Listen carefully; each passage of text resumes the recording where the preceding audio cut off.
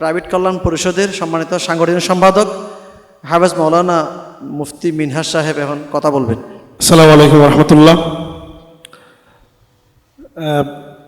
আসলে জামিয়াতুন নূরের প্রতি আমাদের দায়বদ্ধতা কর্তব্য রয়েছে।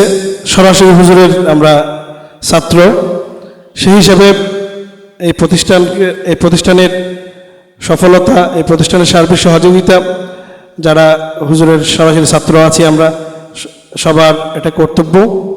সেই হিসাবে আমরা আজকে জামিয়াতুন নূর পরিদর্শন আসলাম।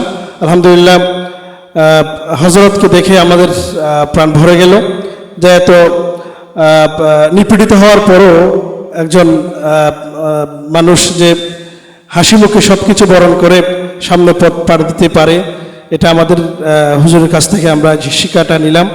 সেই সাথে জামিয়াতুন নূরের যে জামিয়া, সাধারণত আমাদের বাংলাদেশে জামিয়া যেগুলো রয়েছে, জামিয়া অর্থাৎ বিশ্ববিদ্যালয়ের ফুল ক্যাটাগরি মানা হয় না।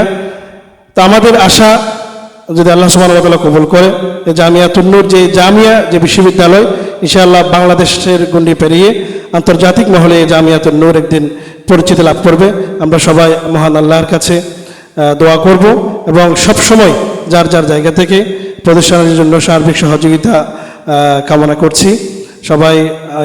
সবার জন্য, প্রতিষ্ঠানের জন্য, বিশেষ করে হুজুরতের সেহতা আফিয়া যারা সুস্থ থাকে, হুজুর যেন যে আশা নিয়ে, যে জাতির যে আশা আকাঙ্ক্ষা হুজুরের উপর যে আস্থা, যে দায়ভার জাতির আছে, এটা যেন হুজুর আমৃত্য সুন্দরভাবে আঞ্জাম দিতে পারে, সেই জন্য হুজুরের সুস্থ হায়াত আমরা কামনা করছি।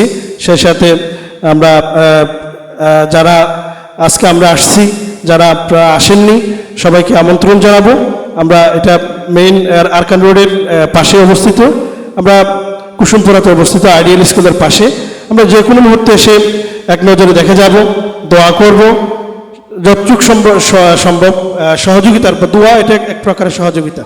আল্লাহ সুবহানাহু ওয়া তাআলা যেন আমাদের এই জামিয়াতুন নূরকে কবুল করে, আমাদের জন্য কবুল করে। বিশেষ করে হযরতের আবারও সুস্থতা চেয়ে, হায়াত বৃদ্ধি চেয়ে মহান আল্লাহর দরবারে দোয়া রেখে আমি আমার বক্তব্য শেষ করছি। আসসালামু আলাইকুম ওয়া রাহমাতুল্লাহ।